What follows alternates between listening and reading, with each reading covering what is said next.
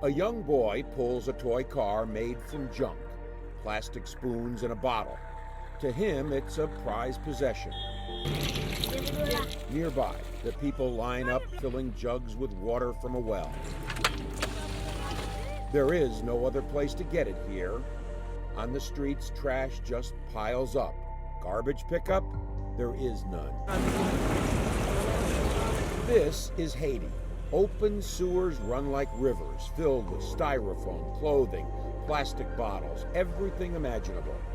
Along the side of a mountain, thousands of people live cramped together in tiny dwellings that look like a patchwork quilt. For the vast majority of Haitians, life simply goes on, day in and day out. Vendors set up their stands, selling everything from ties to peacocks. One day melts into another. Robert McGuire has studied Haiti for 40 years. I think in one respect, you always have to be optimistic about Haiti. The way I like to put it is every morning, 10, 11 million people get up, they prepare themselves and they make it through the day, through hook or by crook, one way or the other. And the fact that people can do that and they maintain doing that, you got to be optimistic for them. But this island nation is now at a critical, pivotal juncture in its history. For decades, the people endured brutal dictatorships, military rulers, a president overthrown, U.S. troops sent in to restore order, a never-ending cycle of poverty. And now, after 13 years, the last 1,000 United Nations peacekeeping troops, called MINUSTA, who came in to stabilize the country, will be gone by the middle of October. Sandra Honore heads the UN mission. I believe that the time is right for the mission to end. I believe the time is right for Haiti to assume the tasks that MINUSTA has been performing. But the question is, can Haiti assume the task? Will the UN mission's legacy be one that laid the foundation for Haitians to build upon, or will it all come crumbling down once the UN is gone? It's going to be a tricky issue because the UN has been successful, in my view, of keeping kind of stability here in Haiti, keep putting a lid on things or keeping an umbrella over the country. And what their departure is going to mean, we don't know for sure. Brazilian General Ajax Pinheiro commands the peacekeeping troops. How do you feel that the UN will have left Haiti? More secure? I mean, More security, and you left a generation that believe that they can building a stable country. Because when you arrived in Haiti in 2004, the children that was 5 years old, now they are 18 years old. And they saw a country organized. This generation, this new generation they are 20 years old, 18 years old. They saw a country stabilized, organized, different from their fathers. The presence of the UN troops has been a blanket of security over the country, a safety net, helping during natural disasters, ensuring democratic elections, and tamping down violence. Every day, the general's soldiers patrol the streets. These are peacekeepers from Brazil. They stopped along the water's edge. Here, the fishermen have nothing more than makeshift wooden traps. Site-Soleil sits on the outskirts of Port-au-Prince. It is one of the poorest places in all the Western Hemisphere. One of the primary missions for the United Nations peacekeepers was to rid this area of the violent street gangs who terrorized the people. A young boy comes up to a major in the unit. There is a moment where a bond is forged with music and dance.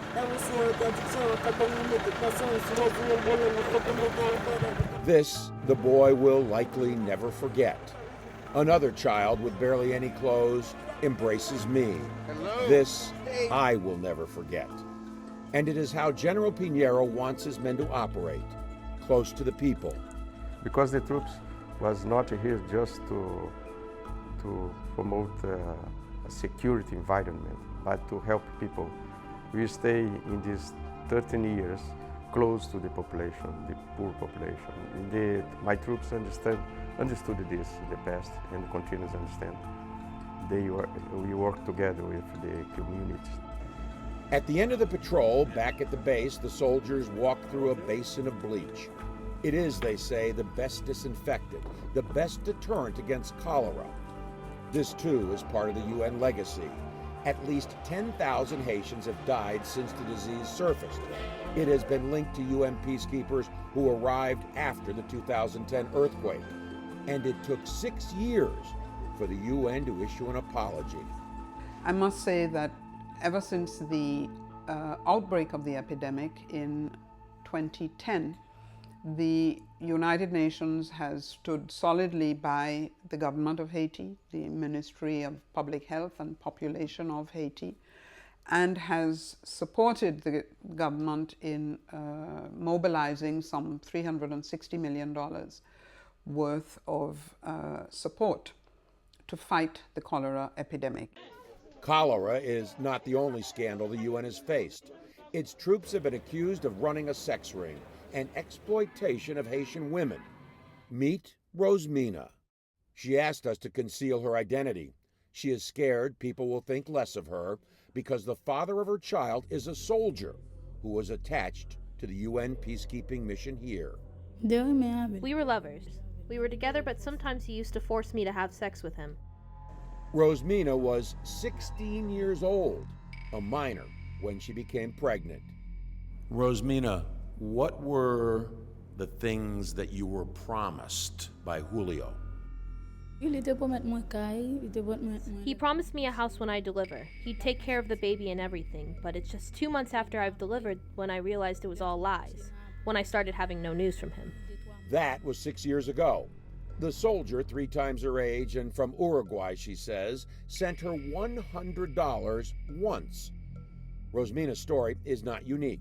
At least 24 Haitian women, including Beatrice, who has twins, and Rolange, whom we also spoke with, claim UN peacekeepers fathered their children.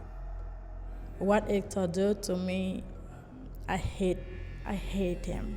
I want him to come in Haiti, know her daughter, speak with her daughter, go to the beach, have some fun, because Angela need this. Angela need his father. Since he left, nothing. He going to give me some money every month for my daughter, every month, but he didn't do nothing. All 3 women claim Uruguayans are the fathers, and they say they took paternity tests to prove it, but none has received any child support. With no jobs, they live hand to mouth. Rosemina, how are you living now with your child? Is anybody helping you? Not every time, but I often found people who helped me, giving me money when God touches them. I use the money paying for school. Sometimes I suffer. And while the UN has put in place systems to hold the men accountable, officials say the responsibility falls not on the UN, but the member nation. The state of origin or the country of origin has to step up to the plate, and when we present a case or when we present cases to the member states, it is our expectation that the member states will do what is necessary to track the perpetrators and to ensure that there is a procedure whereby support can be provided for the children. The UN flag should not be used by anybody to hide behind in instances of sexual exploitation and abuse. Against this backdrop, many Haitians are quite ready for the peacekeepers to leave. Well, they see you as an occupying force. Yes, I understood this, and it's because I ever talk to my commanders. Be careful, be polite when you are on patrol with the people from Haiti. Be polite. Respect their customs, respect the history. During an interview, Haiti's new president, Jovenel Moïse, told us stability is his priority. He insists there must be a transfer of technology and equipment before the UN leaves, without which the people will be ill-equipped to deal, he says, with natural disasters. Do you worry that it's not being done in an orderly fashion now, and that there will be a vacuum created once MINUSTAH leaves in October? We have to say it. That's why we think a gradual departure would be better. Today we've been given no other choice. Now we are obliged to work with the National Police and with, we have to say it, in the Ministry of Defense. We have an embryonic professional defense force formed by some young people. We're going to work hard and quickly to make sure those people will be able to be operational. But it's a very bad thing for MINUSTAH to just decide to brutally withdraw everybody the way they've decided to do it. UN officials say it's far from sudden. It was determined last year the UN peacekeeping mission would wrap up by this October. A small contingent will replace it to train Haiti's 15,000-member police force, focusing on justice and the rule of law. While the UN views its peacekeeping mission as a success, officials are quick to add Haiti is not being abandoned. Of course, we do not live in a perfect world, and much more yet remains to be done. Humanitarian work will continue too, and there is hope, of course, that the UN mission will be a seminal moment in Haitian history, remembered as a time when Haiti finally found its way.